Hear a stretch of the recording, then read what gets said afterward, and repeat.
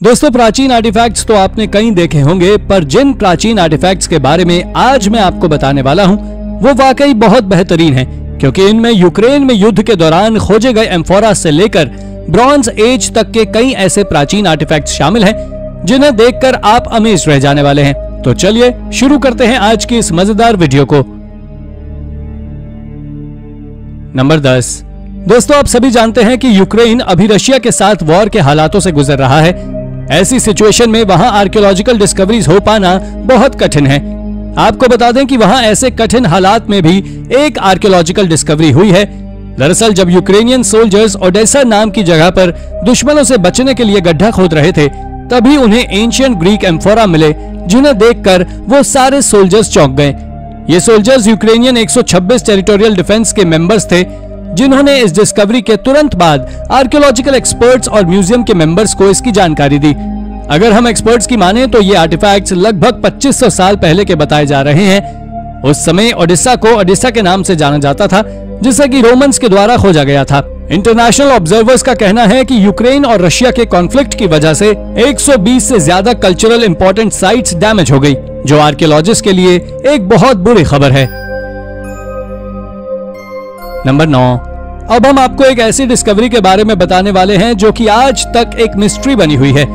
दरअसल ये discovery south west United state of America की टस्कन सिटी में एक फार्मर के द्वारा नवंबर 2016 में की गई थी। दरअसल उसने वहां से एक एंशिएंट फिगरिन को खोजा था। हिस्टोरियंस का कहना है कि इस क्ले फिगरिन्स को फर्टिलिटी सिंबल्स के रूप में बनाया गया होगा, क्योंकि ये दिखने में आदमी के गुप्त अंगों के जैसे दिखाई देते हैं।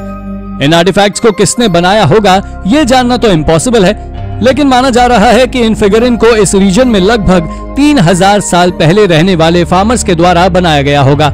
इस रीजन में इन्हीं आर्टिफैक्ट्स के जैसे कई बड़े बड़े आर्टिफैक्ट्स होने की बात कही जाती थी, जिनमें से कुछ को 2006 में और कुछ आर्टिफैक्ट्स को 2008 में खोजा जा चुका है।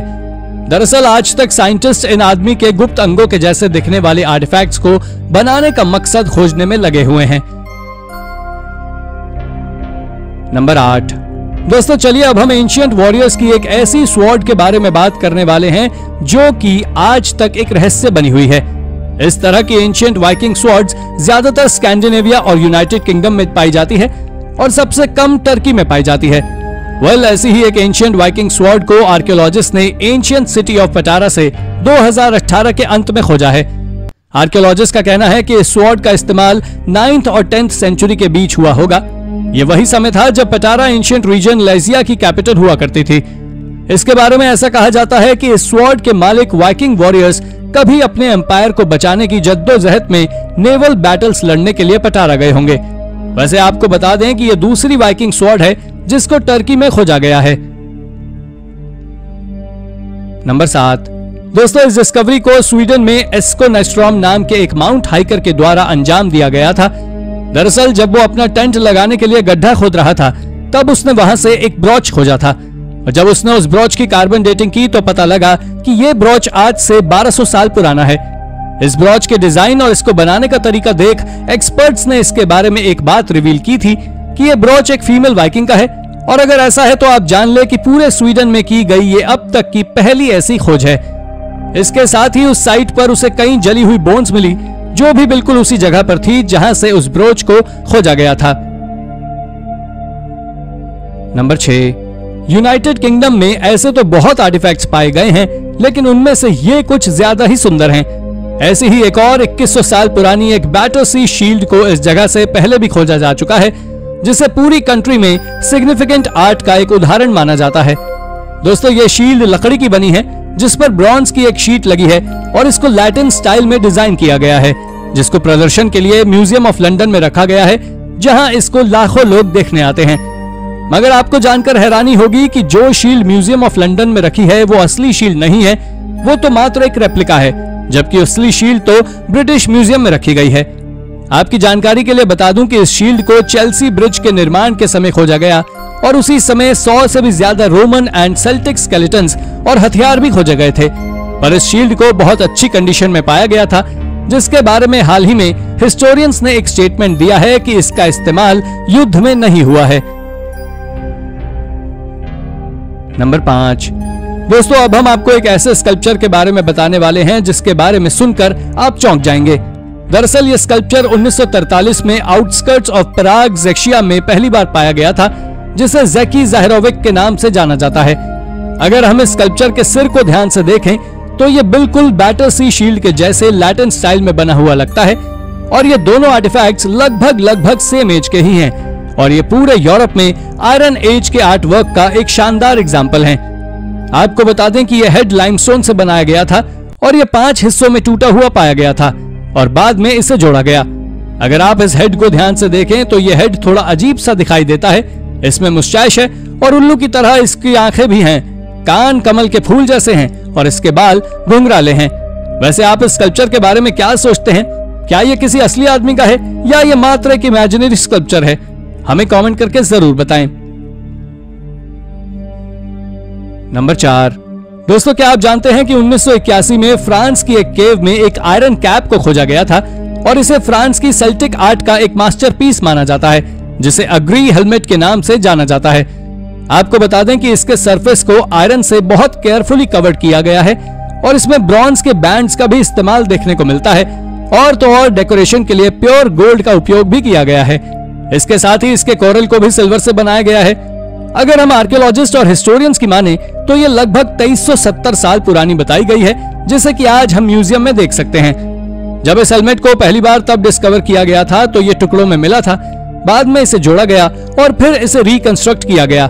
कई हिस्टोरियंस इस हेलमेट को प्री रोमन के समय का भी बताते हैं। नंबर 3। दोस्तों अब हम आपको एक और ऐसे हेलमेट के बारे में बताने वाले हैं जिसे सेल्टिक आर्ट के साथ बनाया गया था। इस हेलमेट का नाम वाटरलू हेलमेट है, क्योंकि यह हेलमेट इंग्लैंड के लंदन में थेम्स रिवर में वाटरलू ब्रिज से साल 1868 में डिस्कवर किया गया था। यह हेलमेट इंग्लैंड में खोजा गया प्री रोमन एरा के समय का यानी लगभग 2100 साल पुराना पहला आर्टिफैक्ट है। आपको बता दें कि यह हॉर्न्ड हेलमेट ब्रॉन्ज की बहुत मोटी शीट से बनाया गया था, जिसके बारे में एक्सपर्ट्स का मानना है कि इन्हें बैटल्स में पहनने के लिए बनाया गया होगा, लेकिन यह बहुत इम्प्रैक्टिकल लगता है क्योंकि इस हेलमेट का सर बहुत छोटा है, जो कि किसी छोटे बच्चे को ही पहनाया जा सकता है। पर कई आर्कियोलॉजिस्ट का मानना है कि इस हेलमेट को सेल्टिक गॉड्स की वुडन स्टैचू को पहनाया जाता था।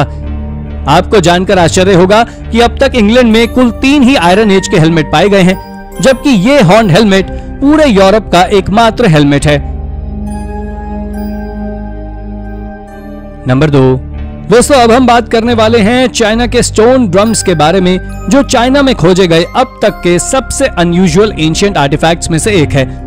अब तक ऐसे कुल 10 स्टोन ड्रम्स को खोजा जा चुका है, जिनके ऊपर कई तरह के इंस्क्रिप्शंस मौजूद हैं और जब इनकी कार्बन डेटिंग की गई तो आर्कियोलॉजिस्ट ने पाया कि ये स्टोन ड्रम्स आज से करीब 2500 साल से भी ज्यादा पुराने हैं, जो चाइना में मिला अब तक का सबसे पुराना स्टोन इंस्क्रिप्शन है।